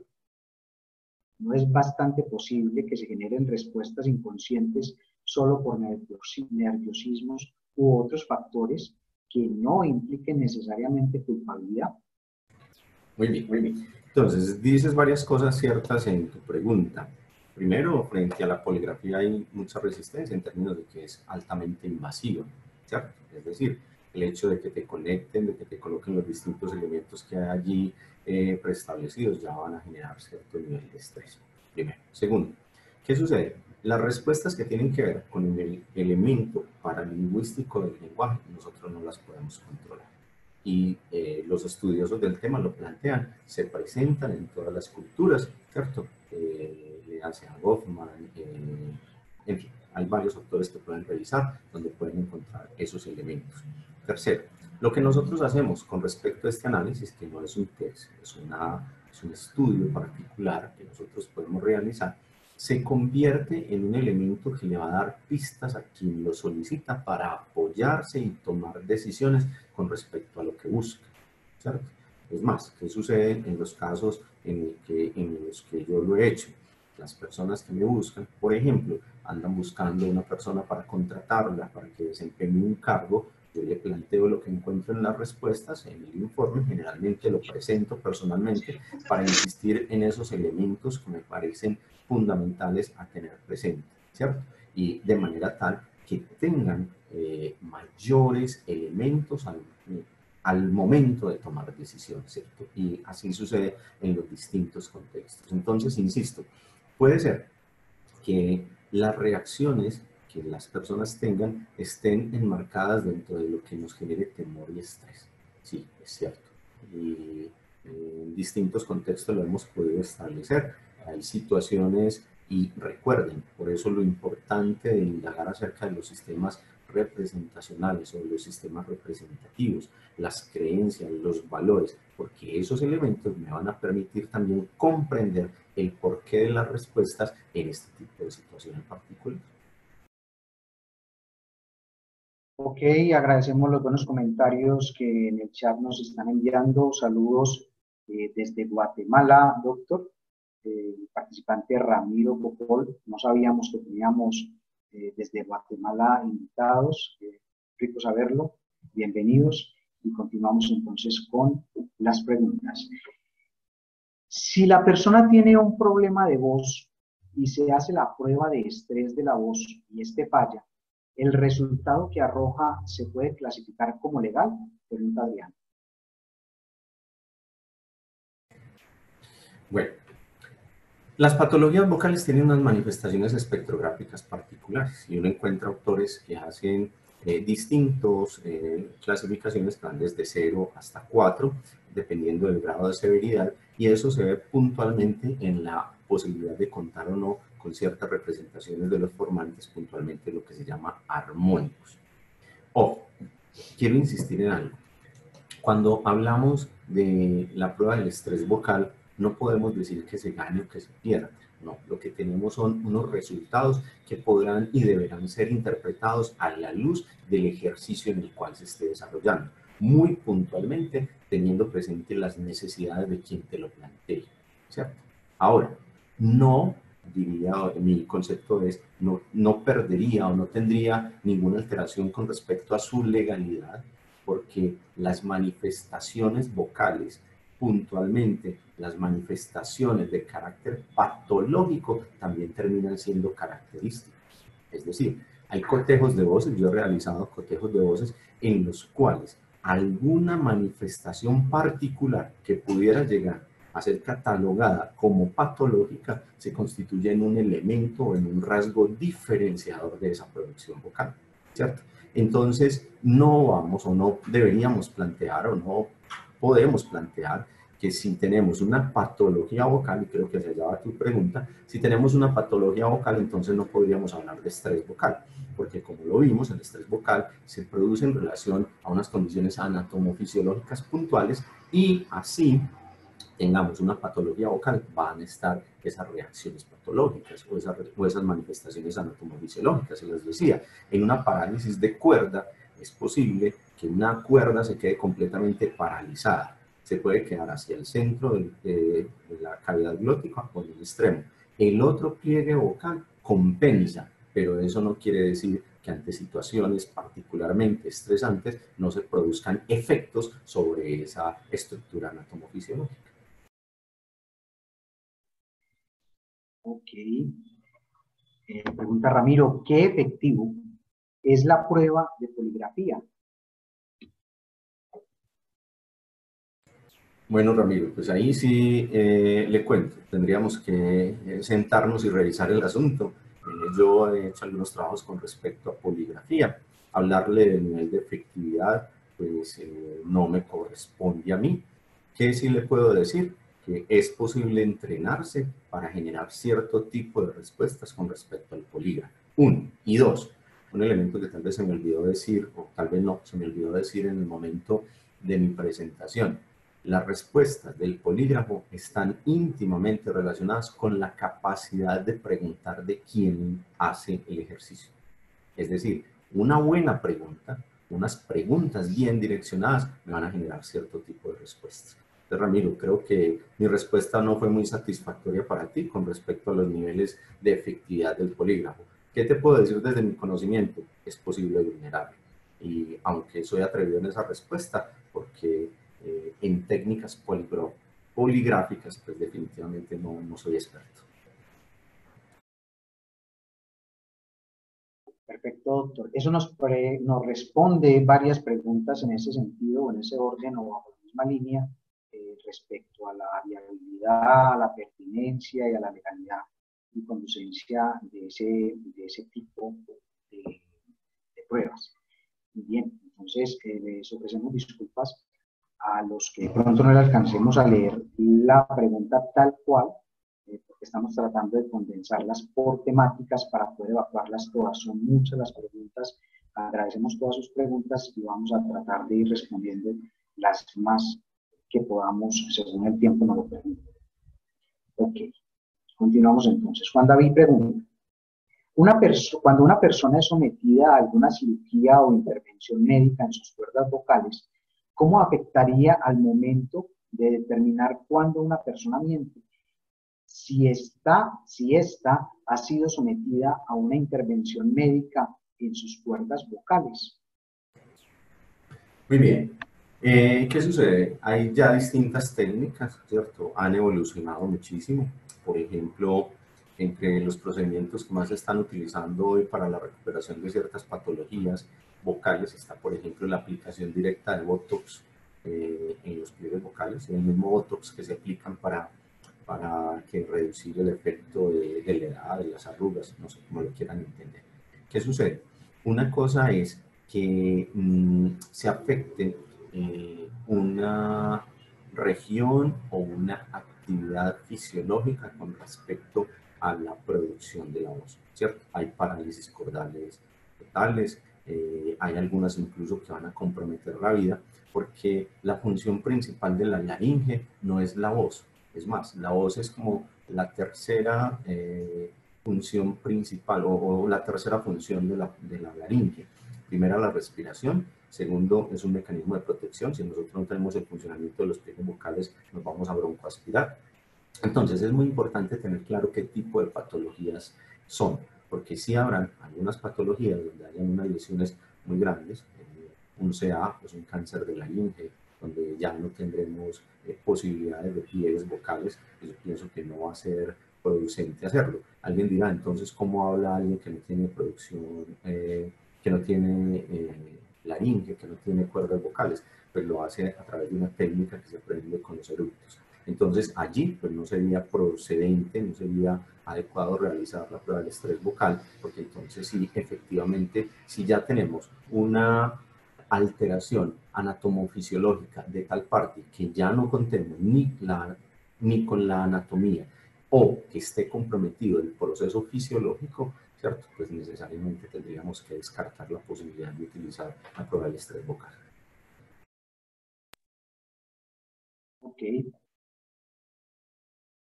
Jenny, cuando evalúan el estrés vocal de una persona en un eventual análisis, puede complementarse con otro tipo de expresiones no verbales como las visiones para dar un resultado, perdón, como las visuales para dar un resultado.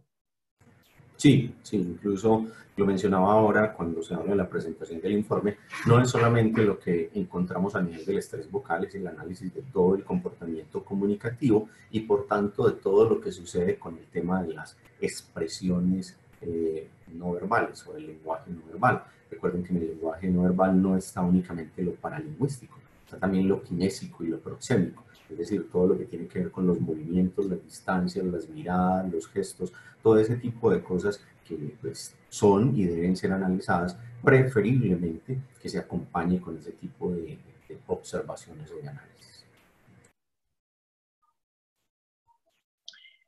Pregunta Gina Barreto. ¿El software que usted nos expuso puede arrojar resultados en personas que tengan o hayan tenido una enfermedad fonética o respiratoria? Por decir un ejemplo, cáncer en las cuerdas vocales. Bueno, entonces les hablé de dos software particularmente, del PRAT y de Voxmetria 4.6.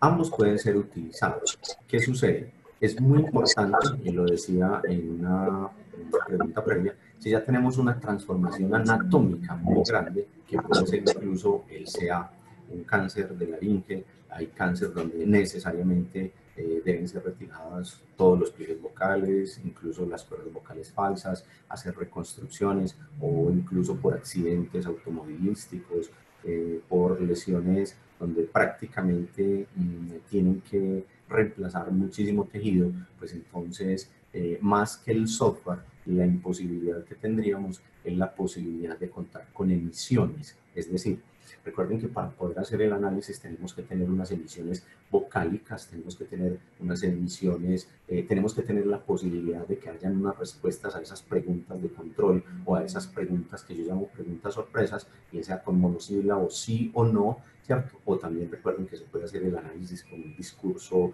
más amplio. Entonces, si la alteración, la patología, la cirugía nos impide contar con esa toma de muestra de voz, con esa señal de voz para el análisis, pues no lo podemos utilizar. Pero no es una limitación del software como tal, es una limitación en la muestra.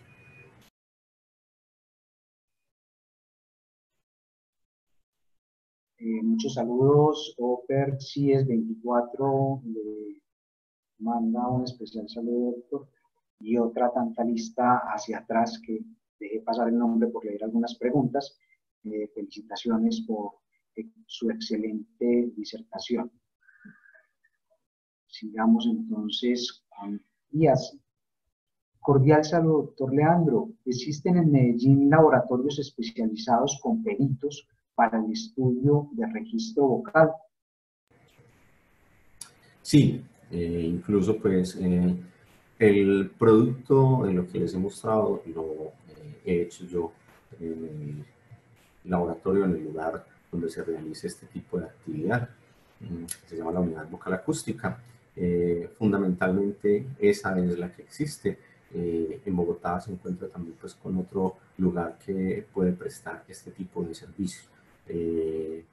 Infortunadamente pues no son muchos los lugares que nos permiten contar con este tipo de escenarios. A nivel oficial está pues el laboratorio de acústica forense de la Fiscalía, aunque ellos más que el análisis del estrés vocal, lo que hacen fundamentalmente es cotejos de voces, es decir, comparación entre muestras dubitadas e indubitadas de voz para la resolución o el apoyo en casos particulares. En el espacio que yo le cuento, en el cual pues desarrollo estas actividades, sí hacemos este tipo de asuntos, no solamente los cotejos de voces, sino también la posibilidad del análisis del estrés vocal. Por ejemplo, para selección de personal, por ejemplo, para descartar la participación de alguna persona o la posible participación de una persona en un hecho delictivo, ¿cierto? Hay empresas de investigación, saludo pues a mis colegas que hacen ese tipo de trabajos, ¿cierto? Maluco mencionar el nombre, pero sí es 24, me ha contactado en distintos momentos para hacer ese tipo de acciones, donde ellos, en el marco de sus investigaciones, tienen o quieren tener elementos adicionales para realizar su análisis. Es allí donde nosotros lo hacemos. Perfecto. Pregunta Francisco Galeán. ¿Se relaciona con esto un análisis de gestos en la persona? ¿Qué gestos se conocen comúnmente como mecanismos en respuesta al estrés? Saludos desde Argentina y muchas gracias por todo, dice Francisco. Bueno, Francisco, muchas gracias. Bueno, aquí hay un elemento muy importante. Definitivamente los gestos, definitivamente las manifestaciones corporales, definitivamente las miradas se constituyen en un elemento fundamental para el análisis lingüístico, situacional y contextual del comportamiento comunicativo de una persona, ¿cierto? Aquí hay un elemento fundamental y es que debemos evitar el análisis por separado de gestos. Por ejemplo, en algunos contextos uno encuentra que si alguien está hablando y hace cosas como las que yo estoy haciendo o hace esto, pueden ser interpretados como gestos de inseguridad o como gestos de que te están mintiendo. Con eso hay que tener mucho cuidado. Si bien es cierto que las manifestaciones del lenguaje no verbal son y pueden ser motivo de análisis y un análisis bien estructurado, debemos evitar caer en ese tipo de valoraciones que distan de la realidad. Es decir, ¿a qué me estoy refiriendo? En el análisis que nosotros, o que yo hago del estrés vocal, si el cliente lo requiere, se acompaña de un análisis de ese lenguaje no verbal, ¿cierto? De esas manifestaciones propias, porque claro, hay unos asuntos que son los siguientes. ¿Recuerdan cuando les hablaba del legado del sistema límbico? Esas tres reacciones, la de paralizarme, la de huir o la de la lucha, y que se presentan siempre de la misma manera, son indicativos que deben y pueden ser valorados en un análisis del lenguaje no verbal. Por ejemplo, el hecho de que el lugar donde la persona se siente y que la persona ubique la silla, yo siempre generalmente tengo la silla de una manera, pero permito que ellos se vayan acomodando, uno encuentra tendencias tales como a querer ubicar la silla siempre hacia la puerta, ¿sí? Eso podría, escúchese muy bien, podría llegar a ser visto como una tendencia a querer huir, pero no va a ser solo ese elemento. Hay otra serie de elementos que van a ser o que podrán ser analizados para tener presente todos estos asuntos. Insisto, dentro del contexto, bien valorados, pueden ser revisados. Actores como Goffman, en fin. Ok, doctor, me da mucha pena que nos hayamos extendido tanto. Voy a permitirme hacer una última pregunta. Les comento a los que están todavía formulándonos algunas preguntas de orden logístico. Una vez terminemos la conferencia, las vamos a responder todas. Doctor, de nuevo, muchas gracias. Y la última pregunta, que se nos quedan algunas pendientes por orden de tiempo. Esperamos haber contestado las preguntas de todos que se hicieron de manera similar con otras respuestas. Pregunta Jaime Siguas. Profesor Correa, ¿cómo disminuir los riesgos de obtener un falso positivo en la prueba de polígrafo? Bueno, interesante su pregunta. Les decía ahora con otra pregunta, pues mi especialidad no es el tema del polígrafo. Entonces, pues no quisiera allí incurrir precisamente en información tendenciosa o poco acertada. Ya como una opinión personal, más insisto que un concepto de carácter técnico o científico, pues diría que en la medida en que el ambiente donde se realice la prueba de poligrafía sea lo más natural posible. Insisto, eso es bastante complejo, empezando porque la técnica es altamente invasiva. Y a eso súmele a veces las posturas comunicativas asumidas por quienes aplican la prueba. No estoy diciendo pues, que sean malos, buenos, sino que son unas posturas donde, recuerden, el discurso genera, mantiene, recrea relaciones de poder. Entonces, habría que mirar muy bien ese elemento. Don Jaime, pues gracias por su pregunta, pero insisto, en el tema de poligrafía, pues no me atrevo a dar muchas respuestas. Muchas gracias. Muchas gracias, doctor. Esperamos de nuevo poder contar con usted en una presentación similar. Muchas gracias a la Corporación Escuela Superior de Criminología, a mi casa, a la casa de otros tantos amigos que hacemos todo esto, pues movidos por el interés forense y criminológico, a todos los que nos acompañaron y tuvieron la capacidad de soportarme tanto rato, muchísimas gracias. Les agradezco mucho sus comentarios, sus preguntas, de verdad que cuando las posibilidades de hablar, de discernir, de discutir, en fin, están presentes, esto es muy interesante. ¿Sí? Siempre dispuesto, atento a nuevas invitaciones. Muchísimas gracias, hasta una próxima oportunidad.